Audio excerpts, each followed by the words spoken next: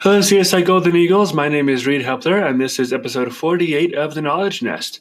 Today, we're going to be talking about creating and using custom GPT models, which was a presentation that I gave during in-service, but I think that a lot of students and educators would like to know about how to do this. So let's talk about this.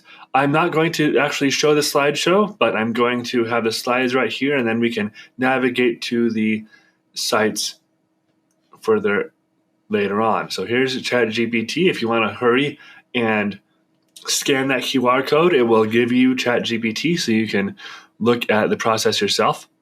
If you have GPT-4, which is the paid version of ChatGPT, you can automatically create custom GPT models. If not, will have to get an account there to make custom GPTs. But you can also make GPT generative AI models with other systems as well. Llama is a very popular system, and other things are making it easier for people to create GPT tools and generative AI tools. There are multiple concerns about ChatGPT, but I'm just going to quote the guidelines by the state of Idaho.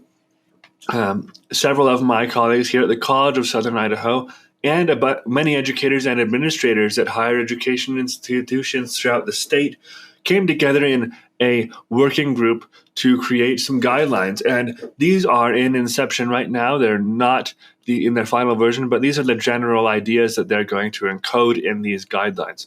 The first is that whatever you do with generative AI, you ensure that people come first. You're not just doing something for the technology's sake, but you're doing it for the sake of the people who will use it and those who will be affected by its outputs. The second is that you ensure that you will remain responsive and engaged in your teaching. You're not going to have the AI create your teaching materials and then just not edit them, or you're not involved in disseminating and interpreting them and helping students navigate them. You need to use AI as a tool and not as a replacement for interactions with your students and or your teachers. Just as educators should be engaged, students should also be engaged. Employees should be engaged with administrators, etc. The danger is that AI can potentially create an environment in which people don't really interact with each other. There was a comic that I saw that is copyrighted, and so I can't really share it right now, but it was talking about someone using AI to shorten an essay into 5 bullet points. And then they put it through an email to someone else, and that person didn't really want to analyze the bullet points, and so they used AI to take those 5 bullet points and create them into an essay. And so it just shows that it has the potential to create some kind of inauthenticity to our interactions, to our creations, and ultimately to our environments. So people-first involvement and responsive and engaged interactions with other people are always paramount when you use any generative AI tools or any tools in general. Like my Schellenberg quote in my new email signature says, the use of technology should not supplant best practices. The next guideline is that we should always, always, always take care to safeguard our privacy and those of our students, those around us, and the confidentiality of information or data that is proprietary to our institutions. In this case, the state of Idaho. If you put data that is non-anonymized and institution-specific, state-specific into ChatGPT or any AI tool, you are breaking your contract with the state of Idaho. You must be very careful, and that's about confidentiality and privacy. Pay attention to FERPA, please. Copyright is also very important. Never, ever, ever put copyrighted works into AI tools, into prompts. This includes copyrighted works that you own the copyright of. You can, obviously, put those into prompts if you want to, but be aware that they will track that data, they will keep that data. They won't own the copyright to that data, but they'll be able to use that data in ways that you might not necessarily agree with, and you cannot definitely control. And so if you're okay with that, if you're okay with the individual packets of data being analyzed and used, that's fine. You can do that. But do not put other people's copyrighted works into AI. Another way you could do this and use other people's works is if they have an open license, a Creative Commons license. As you will see in my demonstration later on, I have created generative AI tools with Creative Commons works, and I have attributed them, and everyone knows what works I've used. Make sure that you have equitable access. This is something, regrettably, that I'm still working on in my work. I'm trying to maintain equitable access to my materials and to the tools that I create. My products are equitably accessible, but my tools are not right now. And then again, redesign your assessments to be compatible with AI use. There are various limitations and opportunities when creating and using custom GPT models. These specifically are the limitations and opportunities afforded by OpenAI and GPT and DALL-E. You have the opportunity to have personalized learning, improved efficiency, assessment, and adaptability, but you also have privacy concerns, as we've talked about, issues including replicating biases of prompts and training data. It creates derivative works, and it is inaccurate. This is why you should not ask GPT tools or the baseline tool for information, for actionable information. Again, this is what will happen. I've talked about the Magdeburg unicorn. This is what happens when you act on inaccurate information as though it was accurate and you don't vet your sources. In the 17th century, monks discovered this fossil and they thought that it was a unicorn, but it really was a woolly rhinoceros. And so you should be careful that you are not creating the AI version of the Magdeburg unicorn. Take a minute and pause this slide, and this is going to be discussing prompt engineering. Has a bunch of different prompts here in the middle, and also some general guidelines on prompting generative AI tools. And you're going to use these to train your custom GPT model or your tool, or to train an existing tool to do what you want it to do.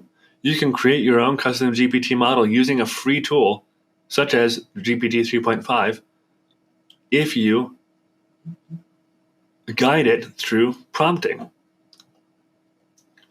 Here are some guiding principles for creating GPT tools.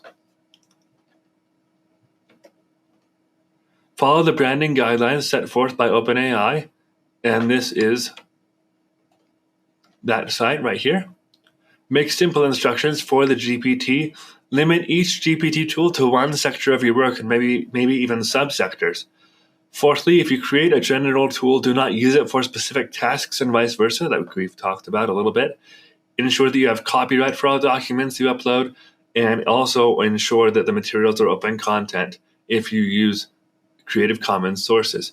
Here are the brand guidelines for GPTs and ChatGPT, some naming guides, some copyright and trademark guides, and also don't misrepresent that OpenAI necessarily approves of what you're doing.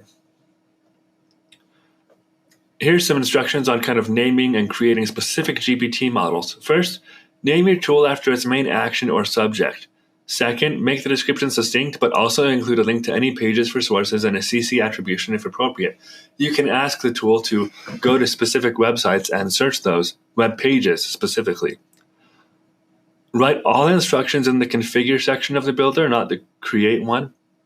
And you can make increasingly specific instructions with headings and with other symbols.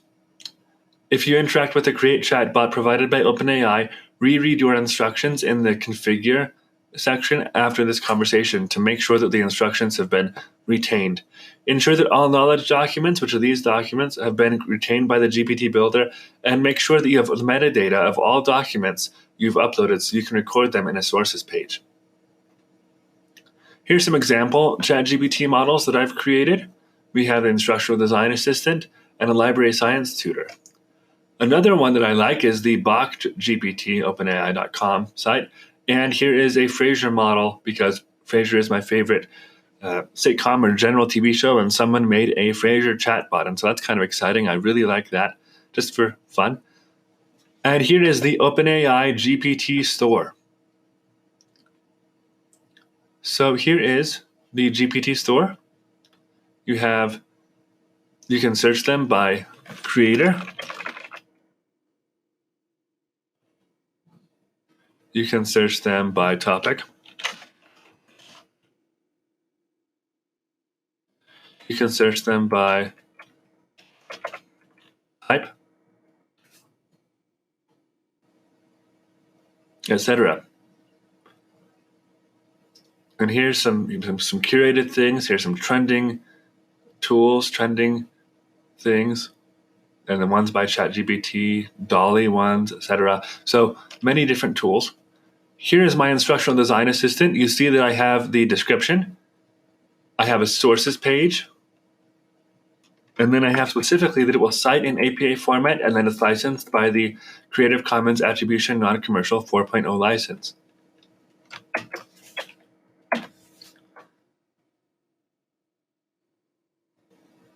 And so here we see that evidently I have a page for it, but the box is not showing up. But we can go to this page. Here's my library science tutor.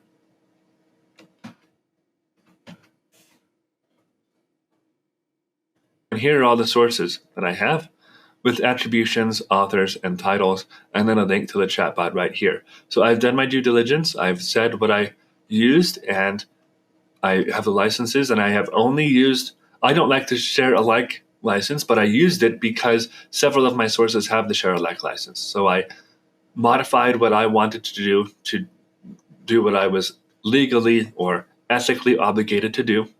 And again, have it cite your sources if you can, and have it linked to the internet if you can. Let's look at how you can edit this GPT or create one. So you have a little preview right here. And then, like I said, you have roles, you have guidelines, you have citing sources, conversation starters, and knowledge documents, and then web browsing and code interpreting. And then you can create custom actions using code. I have not done that yet, but that's something that I might do in the future. So I hope that this was a very fun description of how you can create GPT tools and how you can use them. A few comments, again, cite your sources and your tools. I have an adapted APA citation that I've created, a system for that, a model of how to use that. Of course, Balrogs might have wings, have to have some fun sometimes. And then here's the MLA analog of what I put. Some comments on copyright and generative AI. Again, never put copyrighted content in prompts. I would encourage you to read through these because these are important caveats you have to understand when you're working with generative AI. In fact, you can't copyright materials created by generative AI. They are not authors. Here are some references, some links you can click on or type in if you're only viewing the video.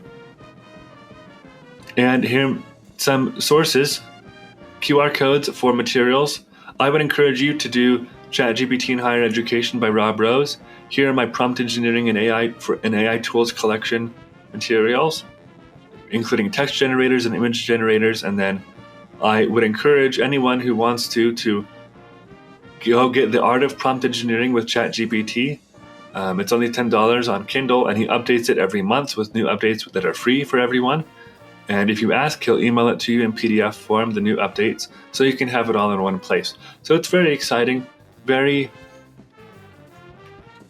fun to see how the field of AI is changing and how it's more accessible. And that's what I'm trying to do here. So thank you very much for viewing this episode of The Knowledge Nest, and I will see you next week.